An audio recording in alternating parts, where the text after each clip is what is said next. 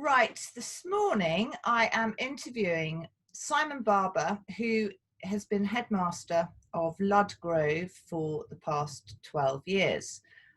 Morning, Simon. Thank you very much for speaking to me today. Morning, Panda. Um, so, on this disgusting day, is it pouring as rain with you? It's not the greatest, but the sun always shines at Ludgrove, so we're okay.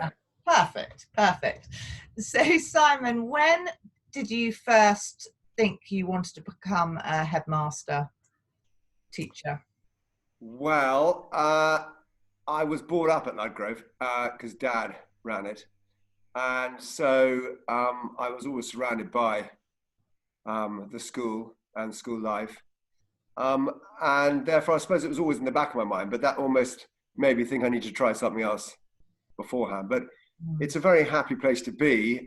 And I saw my parents obviously working hard like all parents do, but we did have a lovely family life. And therefore, it was always in the back of my mind, perhaps, that I might give it a go. Yeah, brilliant. And if you weren't a headmaster, do you think that what would you have done? Is there sort of another route that you think that you might have taken? Who knows? I love numbers, and I did do a stint in the city, which I enjoyed enormously. I have huge respect for the medical world. I played a lot of sport, and therefore occasionally I had to go in hospital to sort of fix fingers and knees and things, hips. Yeah. And I think the medical world is just an amazing place to be, and they do amazing things. So I like working with people. So I think if I didn't do what I do now, I'd have to be working with people. Yeah, yeah. How would you describe the sort of culture and ethos of Ludgrove? How would you best describe that, do you think? Well, if you ask the boys, I reckon they'd say I'm pretty boring because at the beginning of every assembly, I would say at the beginning of start of every term, there are two key things at Ludgrove: is kindness and being the best you can. And I think that our culture is based around really good friends, making really good friends, good manners, Yeah, and looking after each other, but with a big sense of ambition, encouraging the boys to really aim high. And actually, I was having an exit interview with one of my members of staff who was retiring, and I sort of asked a similar question in terms of what do you think our culture is all about? And he said, happy children, having fun, but with a spirit to really kick on and really push and get the most out of themselves. yeah. And so I think you can be academically ambitious as well as have a very happy place full of friends and kindness, I suppose. Yes. Yeah, no, definitely.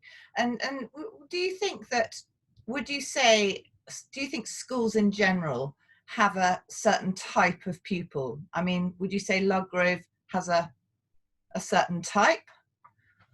I hope not, because we've got to celebrate diversity, and everyone's unique, and every child and every adult have got interests that are unique to them. And I think probably historically there might have been schools that were pigeonholing children in terms of really sporty children or really academic children or very dramatic or artistic or musical children. But now I hope, well, we pride ourselves on trying to find what makes each boy tick and we're only boys, obviously, what makes them full of confidence and thrive. And so I hope there will be special schools, the sporting institutions and the musical institutions, the dramatic, institutions. But I think a school like us must or can't be a sort of particular child suits us.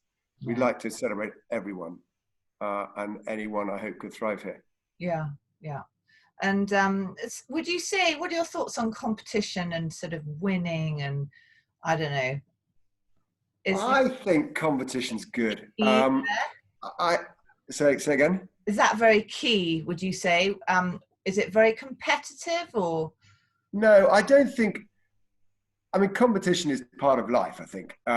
Isn't it? And if you hide from it, you're not educating children properly. I I think all we encourage the boys, as I said earlier, is to be the best they can.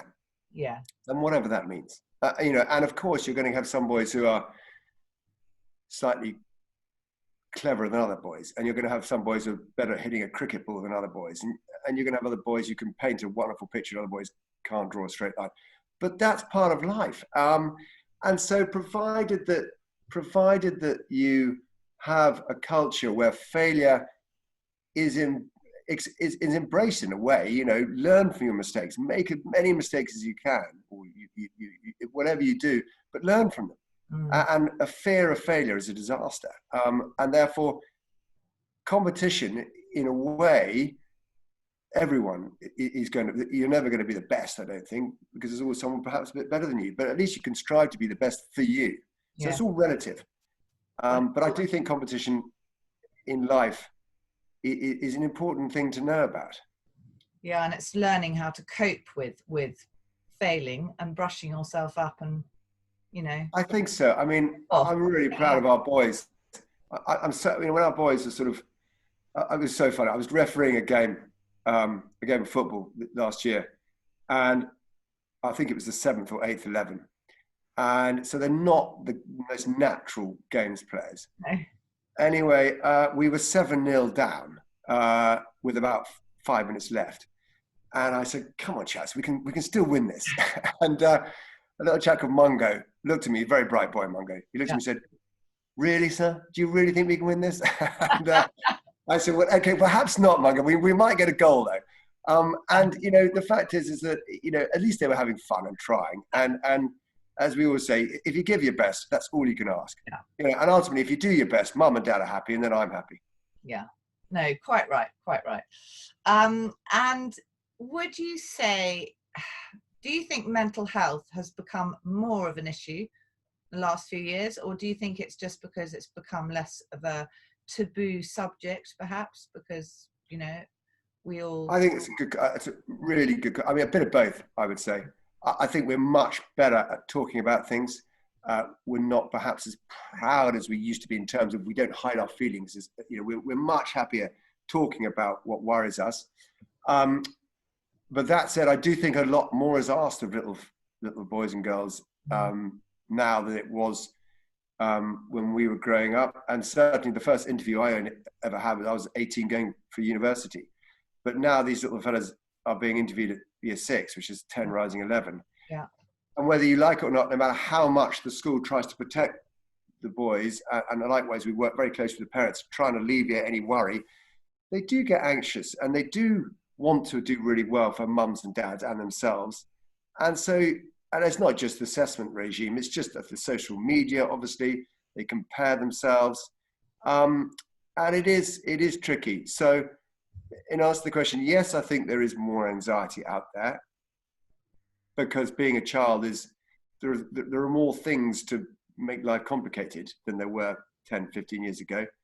The internet is obviously an amazing place, but it also is a place where it can cause angst and a disquiet. But on the positive side, I really feel that we're much better as a society talking about it and highlighting, and there are wonderful organisations like Place to Be that go to schools, and there's a whole lot of heads last year raised a whole lot of money for Place to Be, and we're really proud to do that because they are going and helping at the coalface. And if you get intervention in early, you can often alleviate these worries. Yes, yeah. I also another thing I say in my beginning of term assembly is not only be kind and be the best you can, but I always say right, and I pause for about 30 seconds, which feels like ages. I said, if you have a worry, who will you talk to? And it can be anyone. Yes. It can be your favorite teacher, or it could be our wonderful team of cleaners. And actually, they're often the eyes and ears of the school because they're in and around the place the whole time. And we want every boy to feel there's lots of. They always talk to their friends, but sometimes you need to talk to an adult. Yeah. And actually, having had this enforced break, I should think there are probably going to be some quite anxious children having had sort of nearly 6 months off school. I mean, we're all quite. I'm quite nervous. I think we're. I mean, Yeah, I know. I mean, it is unprecedented, obviously, and we got sort of lots of new boys coming for new boys fittings of uniform this week, and it's been wonderful to see them back and say hi. And they're all excited, but you can see there's a bit of anxiousness there, not just from them, but from mums and dads. And I keep on saying, listen, we're just as nervous as you. And it will be rebuilding your confidence, I think. And that's the key, is confidence. I mean, we call it the 3 C's in life that we try and nurture.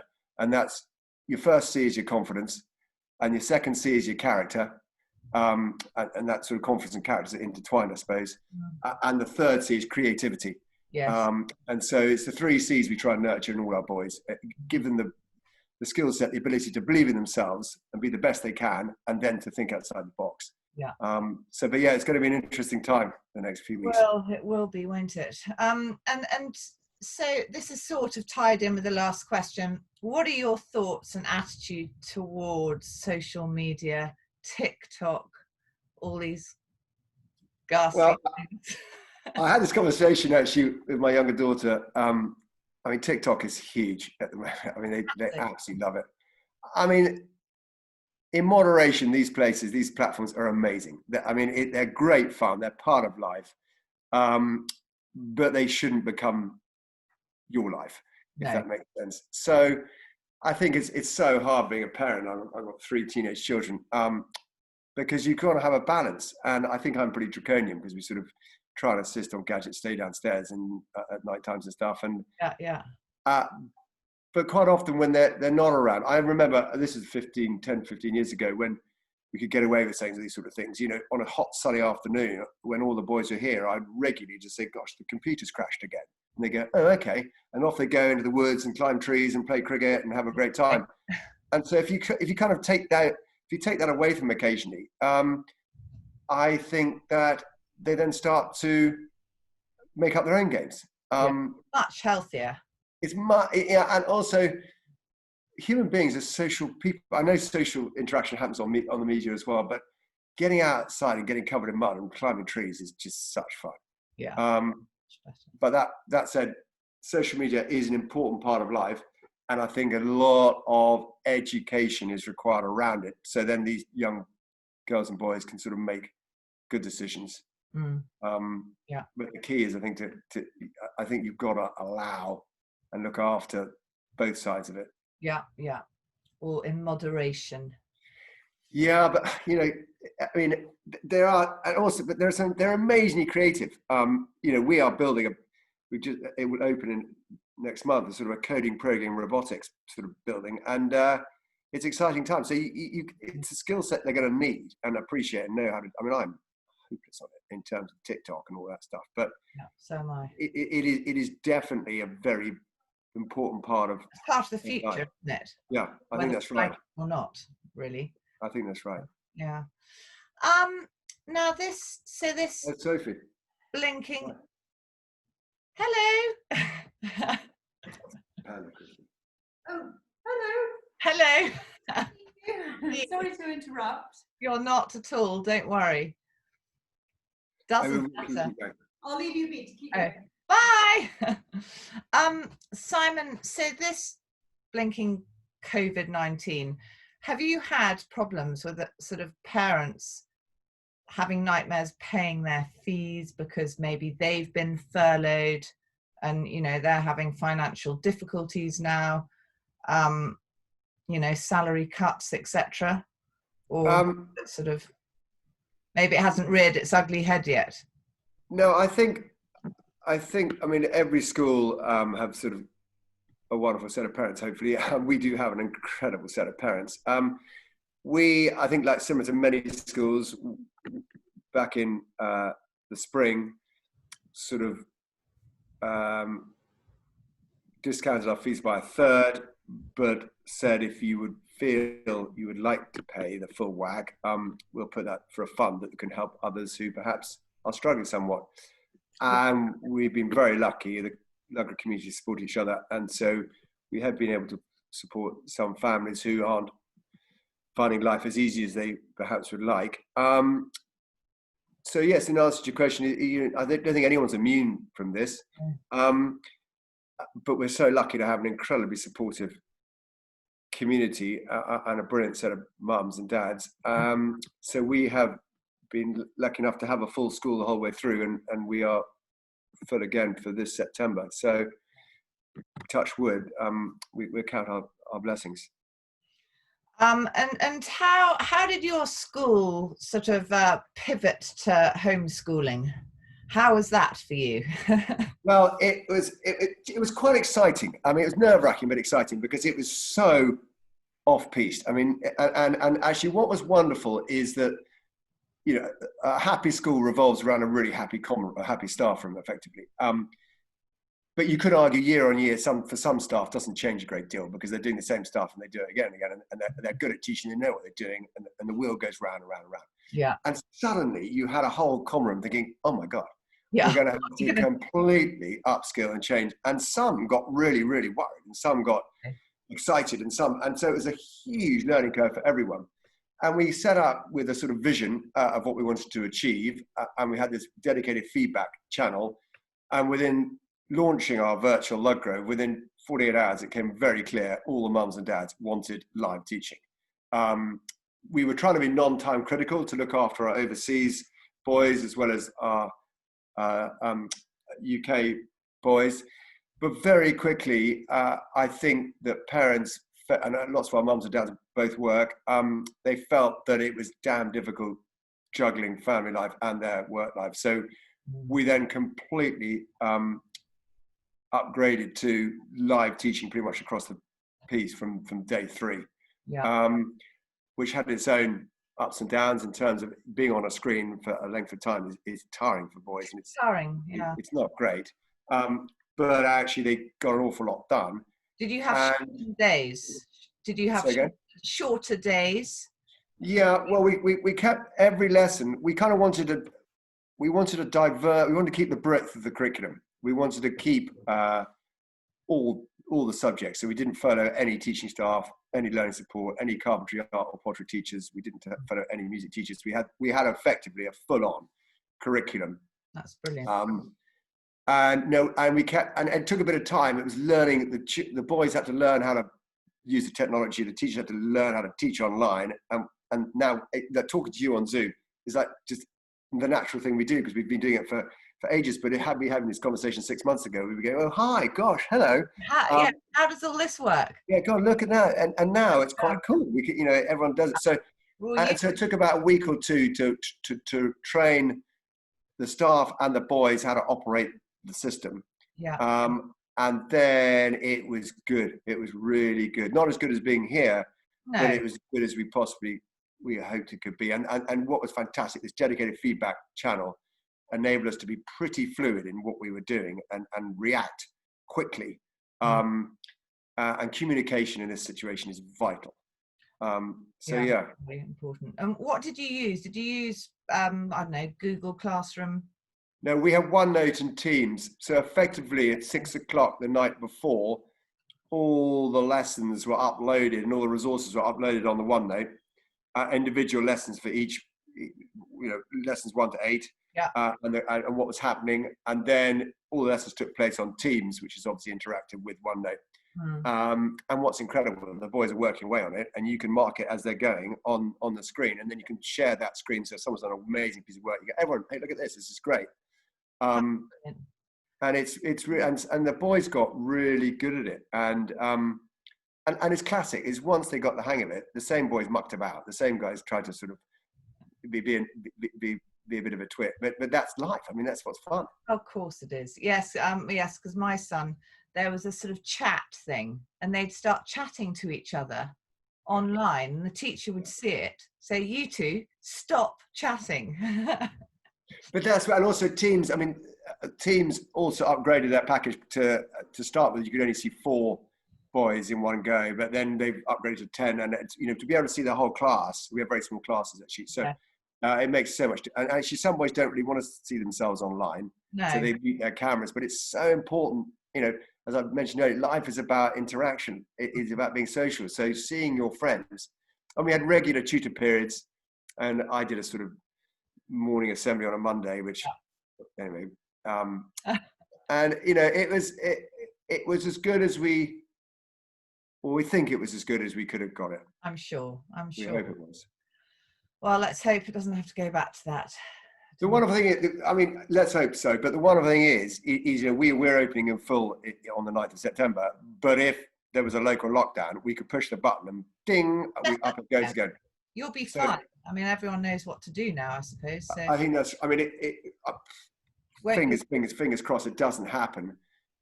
And also, you know, the reason why we want to go and see friends, and the reason why we want to, you know, go on holiday with some friends is to have interaction, and that's what school gives you. Yeah, they need it. They need to get back there, don't they? Your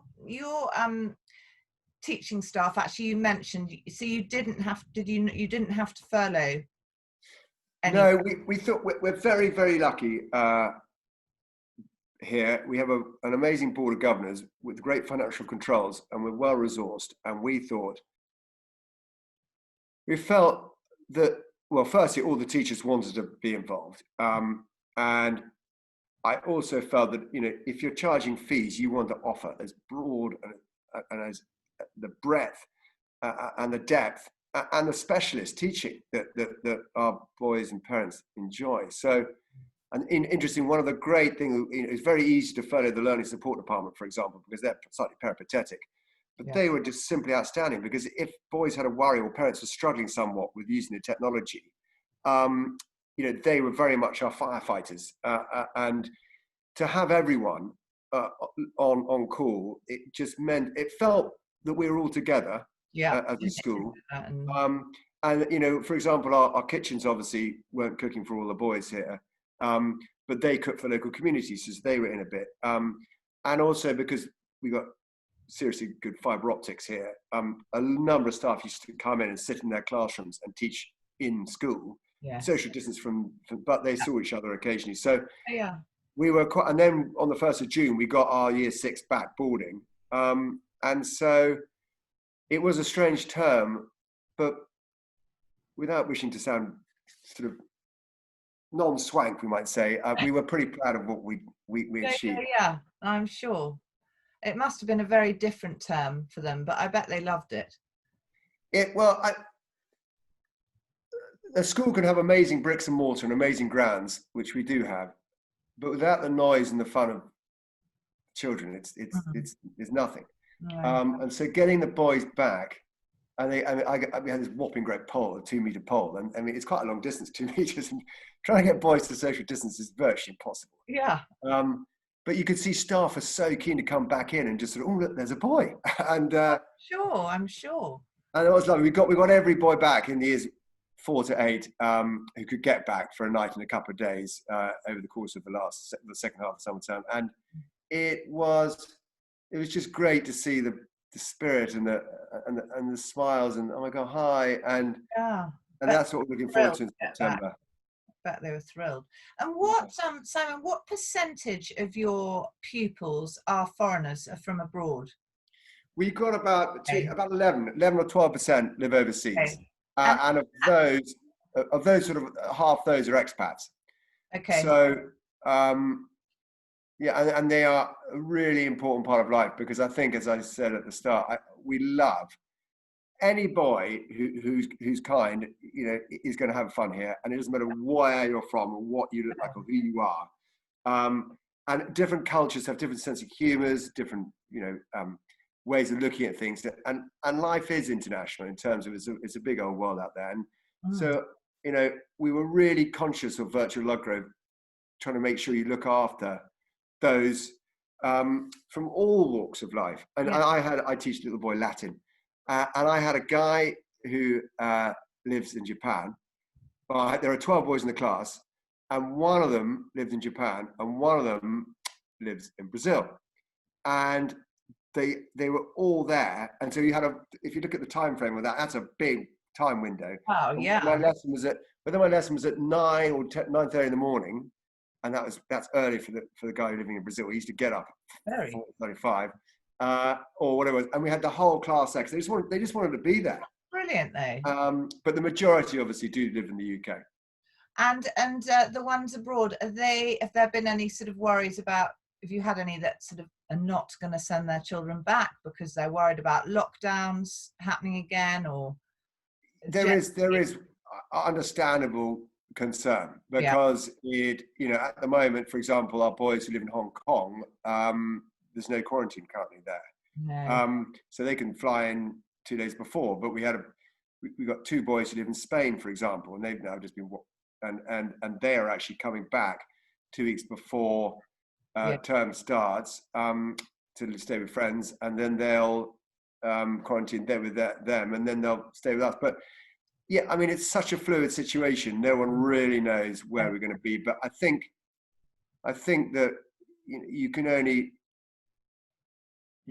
operate under the conditions you're given at the moment. And at the moment, there is concern, particularly with our age group, because we got small children. They are 8 to 13, and so they're not going to want to lock down in a school for 3-4 weeks. It's just simply, maybe the public schools might get away with that, but we won't.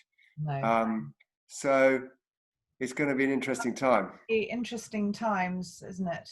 But every boy who is here, obviously, they could probably go home with friends if we were asked to lock down. Yes. They've all got family, friends, or even guardians. And then some of our teachers, could act as guardians if necessary. Yeah. So we kind of feel we got as much covered as we possibly can. Yeah. Sorry, sort of slightly changing tack here. What are your subjects? So you teach Latin, whatever. Do you think Latin is really relevant education today? The question's asked a lot. Life skills that should take over? I'm just interested. We're good at teaching Latin because we've got some very good, not necessarily me, but we've got some very good Latin teachers up the top of the end of the school, and Greek as well.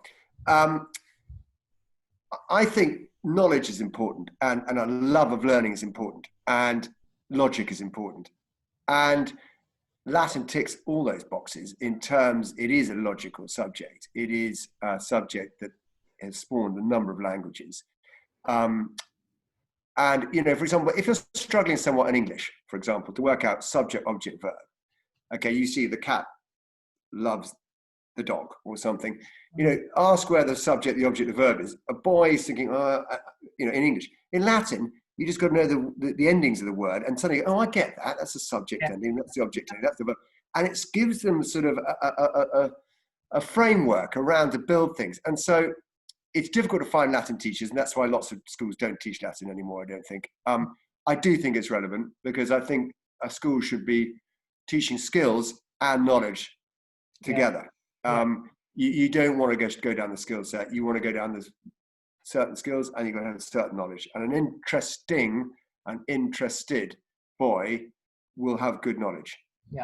And whether that means, so not everyone likes Latin. They might like science, or they might love history. I mean, history is always popular with boys, but it's just being interesting and interested in learning. And also, I think if you're good at teaching it, you might as well teach it properly. Yeah, no, absolutely. Okay, so slightly, hopefully not a touchy subject, school fees have risen above inflation over the past sort of 20 years. Do you think that trend will continue? Well, I would hope I would hope any board of governors are doing everything they possibly can to keep the fees as low as they possibly can. And certainly our governors over the last few years, have completely, I mean, schools used to, as you probably well know, look at what their competition are doing and say, well, they've raised theirs, but we've got to raise our, we years ago have just basically forget that, what is the right financial model for Ludgrove. I think the difficulty you've got, obviously, running a school is inflation is sort of the baseline, and the big costs of a school is staff. So if you're the wages are going to keep pace with inflation, and hopefully you try and pay rise a fraction above inflation. And then you've got so that gets you sort of 0.5% above inflation. And then you've got to try, if you can, if you're going to invest in the school and you don't want to gear up and borrow, you've got to try and create a surplus every sort of 3 or 4 years to invest in buildings and the maintaining of the buildings themselves, the ongoing maintenance. So that's another % or 2. So that's 3 points. So it, very quickly you do start to crawl above inflation. Yeah. And it's a very easy target for the press who want to attack independent schools, the fees, and they are huge, the fees. But when you drill down, any self-respecting governing body will be able to, hand on heart, to say we are doing our very, very best to provide the best education for the boys and girls if you've got a mixed school. But at the same time, maintaining the future of the school. So not only maintaining a really good staff, the school's only as good as its staff, as I said earlier, but you also, if you want a school that attracts really good staff, so you need really good teaching rooms. Yeah. And then you obviously want, the ability to make sure the boys have the opportunity that other children have elsewhere. So you do need to generate a surplus every year to reinvest in the school. And so it is a tricky one. But and also more and more schools, and we're likewise, are trying to allocate more of the funds to help bursarial places, and increase the sort of diversity of the school still further. And do you think that the future of private education is safe? I think any business that thinks it's safe potentially could fail. So the answer is you're always evolving. I think if you are providing something that's high quality and is respected, you hope you will be as secure as you possibly can be. I mean, touch wood, we're so lucky. I mean, geographically, we sit in a good place. Yeah.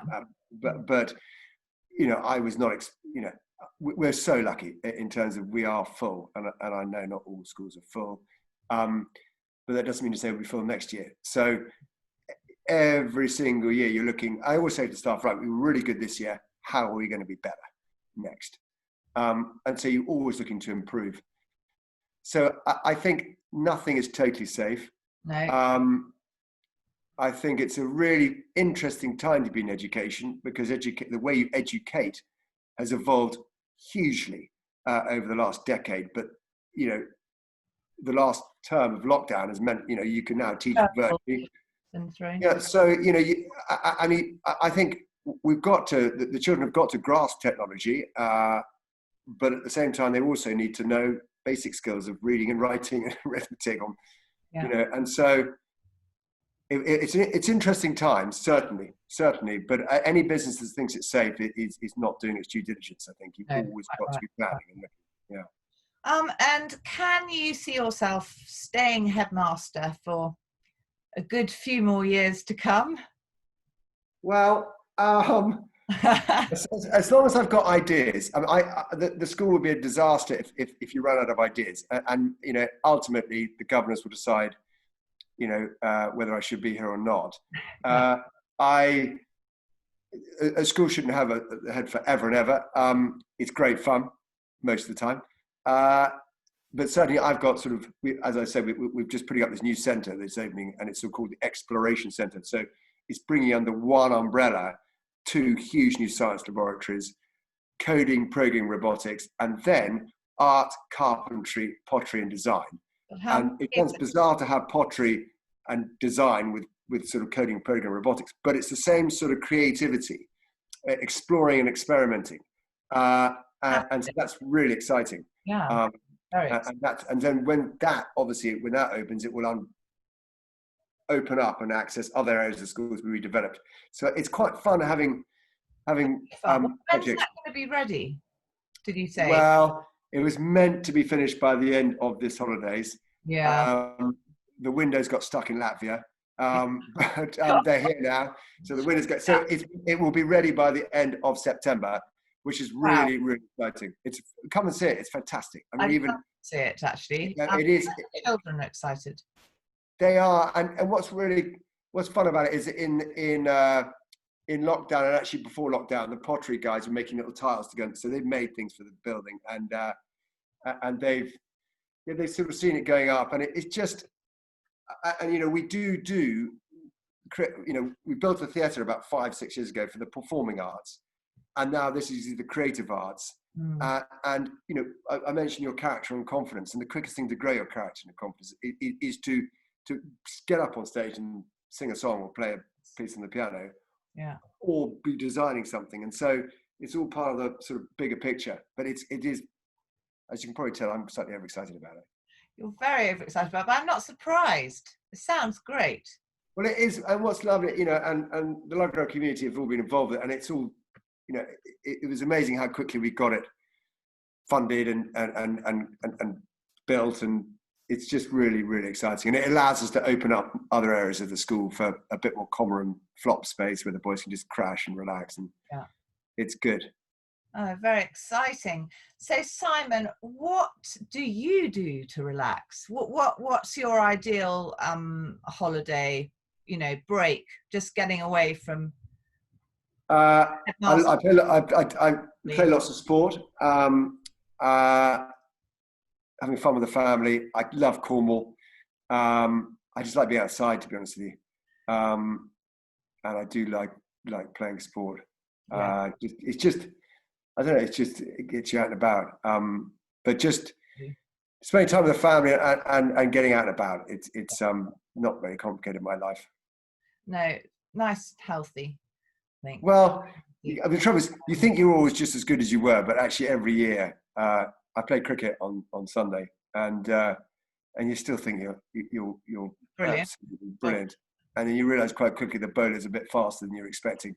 You can't run quite as fast as you used to, and you can't throw as hard. But that's life. But it's still fun. Yeah, you still think you're a little chap, and you can sort of muck about a bit. Yeah, brilliant. Oh, Simon, thank you so much. Well, it's very, very good to see you. Really, really interesting. And thank you so much for talking to me.